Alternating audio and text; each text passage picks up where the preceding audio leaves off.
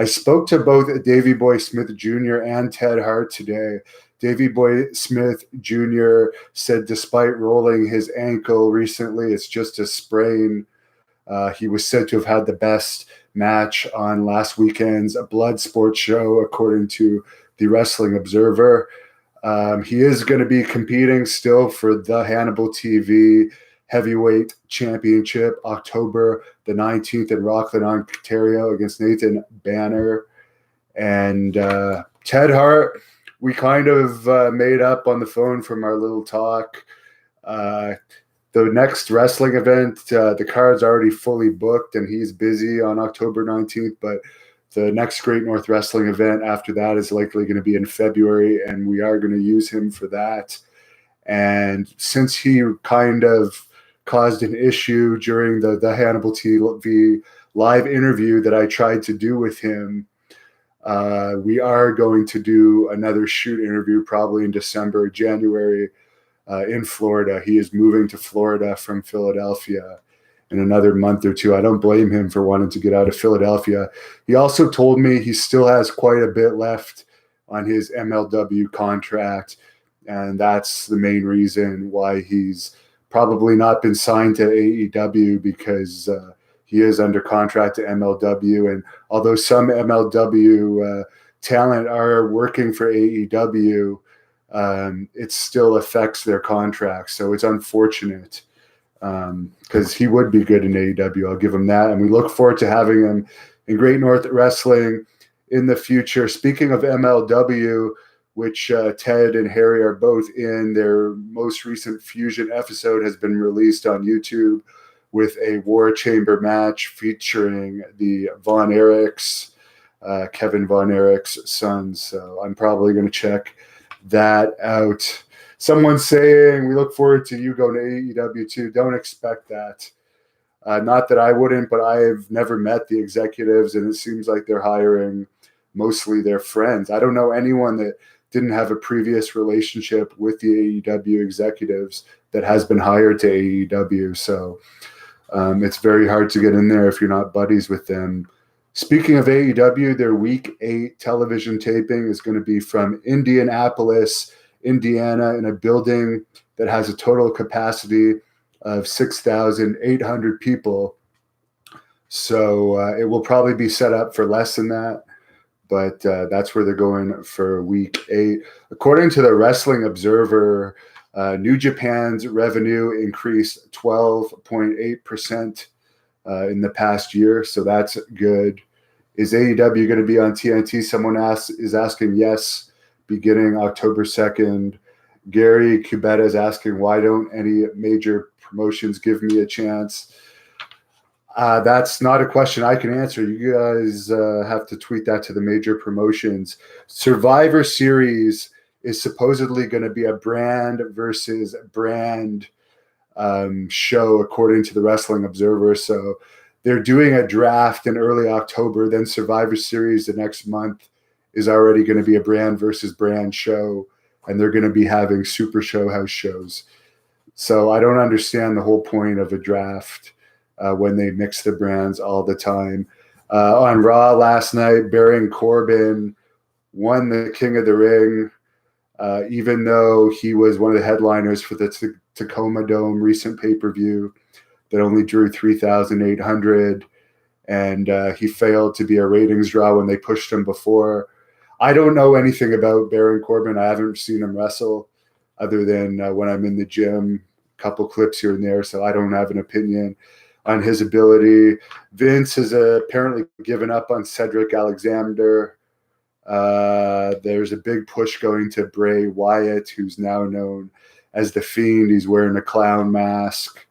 They're doing like a Mankind style gimmick with him. They used him on many segments on Raw last night.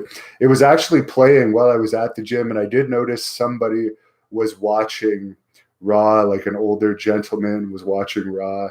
And I noticed when the guy with the clown mask came off, the older guy immediately turned around and went back to his workouts as if like that was a turnoff for him. But a lot of people like the gimmick. The latest episode of 10 Pounds of Gold from the NWA. For those who care, they're doing a TV taping in a small television studio later this month.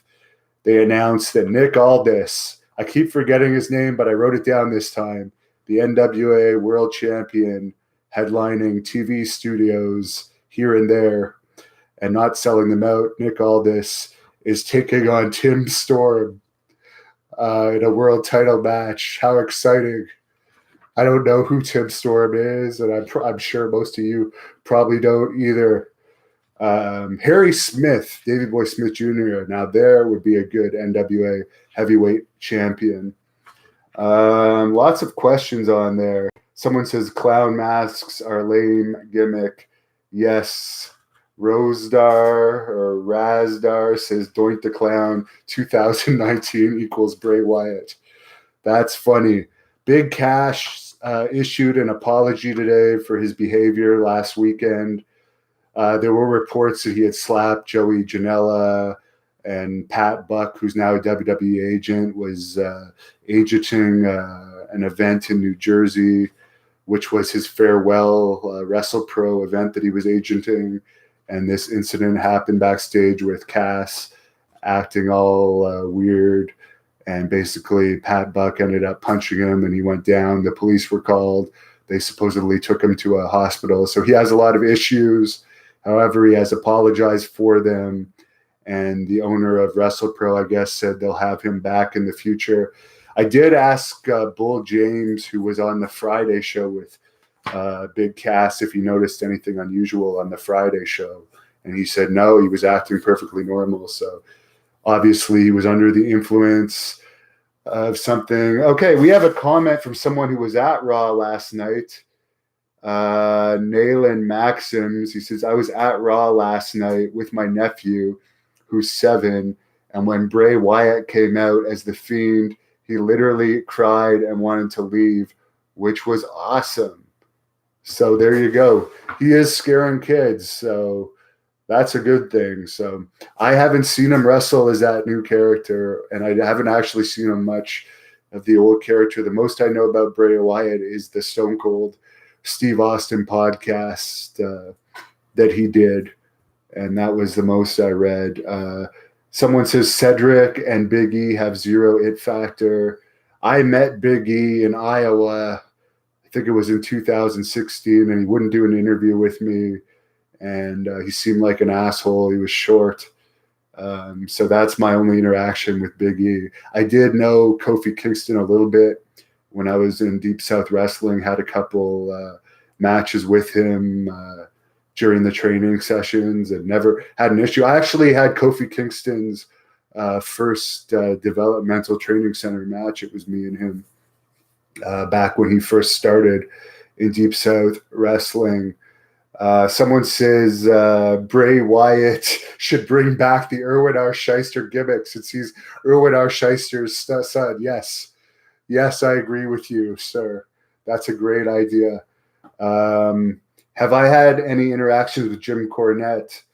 I've asked him numerous times to do shoot interviews, and he's always said no.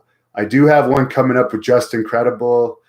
The Tito Santana one fell through. I am talking to Shane Douglas about setting something up. And Buff Bagwell, I still have to chat with. So, yeah. Stan Kingston says, I met Xavier Woods in Orlando back during the TNA days. Great guy. The only thing I've seen of Xavier Woods is the porn video there where he's double teaming Paige. So I don't have any comments on him either. I know Billy Graham hated Kofi Kingston and that gang by basically saying he didn't think they'd be good draws, which obviously they weren't. Business is not good right now, but I do admire that Kofi Kingston donated $1,000 to Billy Graham's GoFundMe, which Chris Jericho also did. So good on them. Anyways, that is the news for today. If anything more happens by the time I get back from the gym tonight, I'll let you know. Great North Wrestling, Rockland, October 19th. Tickets are ticketweb.ca. Haku versus the Blood Hunter. Davey Boy Smith Jr. versus Nathan Banner. Savio Vega is going to be there. Wes Briscoe's taking on Max Testosterone. Lady Yasmin, who just had a WWE tryout.